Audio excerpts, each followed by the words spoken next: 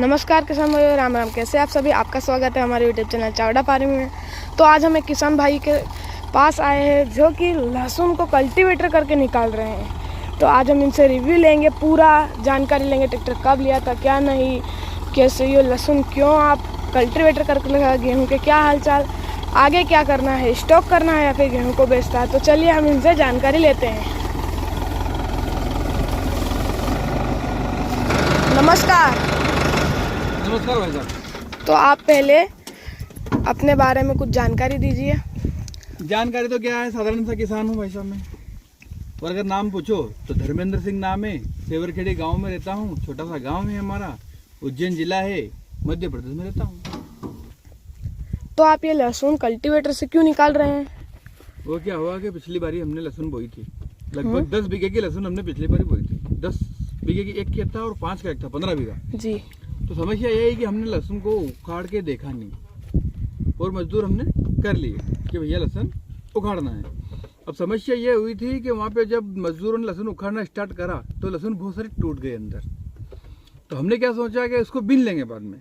तो हुआ क्या चक्कर के बीनी, तो फिर वो बीनने में आई नहीं। इधर कल्टीवेटर चलाया तो उधर दब रही थी अंदर मिट्टी में, तो फिर हम बीन उसको पाए नहीं और बहुत परेशान हुए।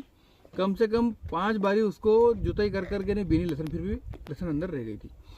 इस साल हमने सोचा कि अपन डायरेक्ट कल्टीवेटर करते हैं, कल्टीवेटर करके ही लहसुन निकालेंगे। तो कल्टीवेटर करके ही हम लहसुन निकाल रहे हैं। तो इससे क्या होता है कि जो इसका जो लहसुन का पौधा रहता है, वो पौधा क्या है कि एकदम से मतलब सूखने के बाद कमज़ोर सा हो जाता है। तो वो क्या है कि अपन खींचते हैं तो मिट्टी में जड़ बहुत गहरी रहती है, तो टूट जाती है। तभी क्या कल्टीवेटर चलाने से ये फायदा हुआ अपने को कि लहसुन टूट नहीं रही है। ऐसी कैसी अगर अपन उसको पौधे को पकड़ के खींच रहे हैं तो साथ में आ रही है लहसुन।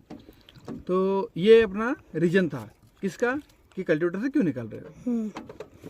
ट्रैक्टर कौन से गियर में चल रहा है अपना, कैसी क्या परफॉर्मेंस है इसकी?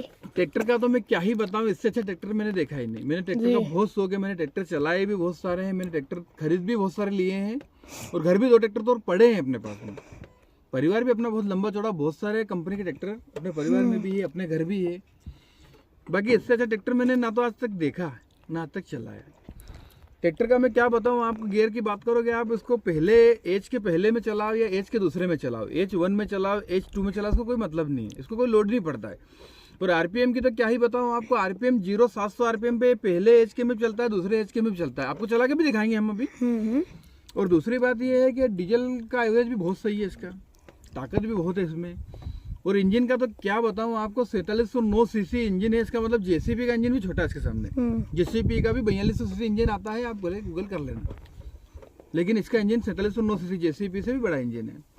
वो ताकत की तो क्या बताऊं, मतलब इसमें ताकत का तो कोई वो है ही नहीं, मतलब तुलना ही नहीं कर सकते अपन कि कितना ताकत है इसमें। वो ट्रैक्टर बहुत अच्छा है सोनालिका कंपनी का। और कौन से ट्रैक्टर है आपके पास? हमारे पास पुराने मॉडल का 855 है, अर्जुन नोवा 605 भी है, वो 724 ट्रैक्टर भी हमने चलाया है। 3 ट्रैक्टर पहले चला लिए हैं, और एक टाइगर सोनालिका का टाइगर भी चलाया हमने 55, जो कि 4000 सीसी इंजन में आता है, वो चलाया। वो भी अपने घर ही था, मतलब 3 ट्रैक्टर घर अपन ने अलग चला नहीं, ये चौथा ट्रैक्टर है।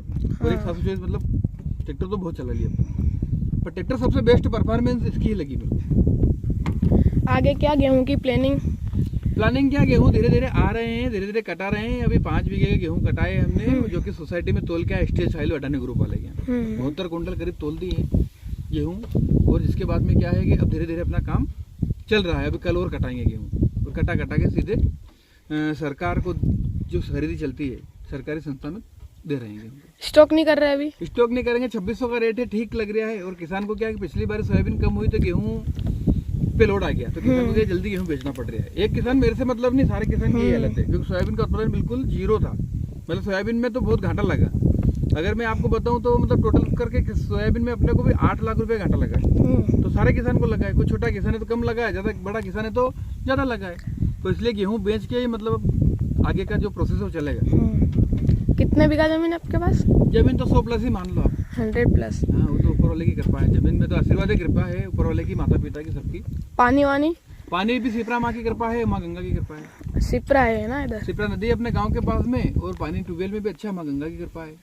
माँ सिपरा, माँ गंगा की कृपा है। तो आप दिखा दीजिए इसका परफॉर्मेंस हमें। ट्रैक्टर को आपको परफॉर्मेंस दिखाएंगे। आप थोड़ा ऊपर चले, मीटर भी देखिए आप। अभी मैं स्टार्ट करूँगा ट्रैक्टर को। ये आपके सामने बिल्कुल 0 RPM है। ये इधर एच लगता है, देखो गियर दिखा हुआ, ये लगा एच का, और ये इधर न्यूट्रल कर दिया, और ये इधर तीसरा लगता है, इधर एच का 1 लगता है, तो ये H1 लगा दिया। अब ट्रैक्टर कल्टीवेटर आप दिखा दीजिए, ये कल्टीवेटर है ना। अब इधर RPM दिखा दीजिए। ट्रैक्टर को तो कोई देखो, जैसे मैंने गियर डाला, ये चलाया, अब ट्रैक्टर को तो कोई पता नहीं चलेगा। ये देखो, अब देखो मैंने RPM कुछ बढ़ाया ही नहीं, एज के पहले में चल रहा है ट्रैक्टर अपना, और करीबन 650 RPM पे ही चल रहा है। और ऐसा नहीं है कि अभी आपको दिखाने के लिए चला रहे ट्रैक्टर, सारा 700 RPM पे सारा खेत की जुताई करी, क्योंकि एज के पहले में क्या अगर हूँ मैं स्पीड बढ़ाऊंगा तो उसकी स्पीड बढ़ेगी ट्रैक्टर की, तो उधर लहसुन दबने लग जाएगी। पीछे बताओ आप कल्टीवेटर, तो लहसुन क्या दबने लग जाएगी, तो लहसुन अगर दबेगी तब नुकसान होगा, इसलिए अपन रेट दे नहीं रहे। अब देखो ये एज के पहले में हमने चला, इधर मीटर बताओ, है ना। अब देखो एज का दूसरा इधर लगता है गियर, अब दिखाओ बोले गियर, अब ये न्यूट्रल, ये और ये दूसरा एज का। अब देखो इसमें भी चलेगा ट्रैक्टर अपना, एज के दूसरे में भी खींच के बताएगा ट्रैक्टर अपना। ये देखो अब कितने पहले 700 RPM के लगभग था, अब कितने RPM गिरा है इसने एज के दूसरे में, लगभग मान के चलो 20-25 RPM और गिरा है इसने बस। तो कोई ट्रैक्टर को पता ही नहीं चल रहा है। अगर हम मेरे एज बढ़ाऊंगा चलते ट्रैक्टर में भी तो पिकअप लेगा ये, देखो ये उधर पीछे कल्टी लगी है, देख लो। तो ट्रैक्टर में क्या ही पता मैं आपको, इसकी ताकत की कोई पार ही नहीं है, इसकी कोई सीमा ही नहीं है ट्रैक्टर की। मेरा दिल खुश हो गया, पैसे लगे मेरे को, मतलब कोई दिक्कत नहीं है। पैसे लगाए शौक से, मैंने 1.5 साल ट्रैक्टर चलाया, सोनालिका टाइगर मुझे बहुत आया, इससे बड़ा है फिर ये कर लिया मैंने।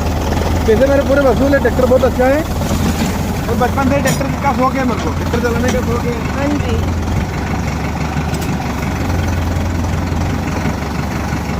तो ये है बात है भाई साहब, ऊपर वाले की कृपा है, ऊपर वाले की कृपा से सब काम हो रहा है।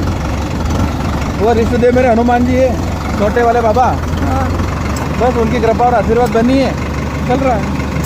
ठीक है भाई साहब, तो कर लेता हूँ मैं काम फिर मेरा। नमस्कार भाई साहब। नमस्ते। मिलते रहे, अभी आइए ना घर चाय पानी। ठीक है ठीक है ठीक है। तो आप देख सकते हैं हमने यहाँ पे किसान का रिव्यू लिया है। बाकी ट्रैक्टर की ताकत तो बहुत अच्छी है। ये सोनालिका DI 60 है, सिकंदर मॉडल में। भाई साहब ने यहाँ पे महाराणा लिखवा लिया है, मैं आपको बता दूंगा, आपको दिख ही रहा होगा, महाराणा लिखवा लिया है यहाँ पे। 275 न्यूटन मीटर टॉर्क के साथ आता है।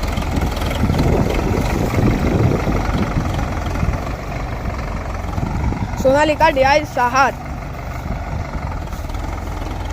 और plus HDM, heavy duty mileage. आपको ये वीडियो कैसा लगा? अगर आपको ये वीडियो पसंद आता हो तो हमारे चैनल को लाइक, सब्सक्राइब और शेयर ज़रूर करें। धन्यवाद।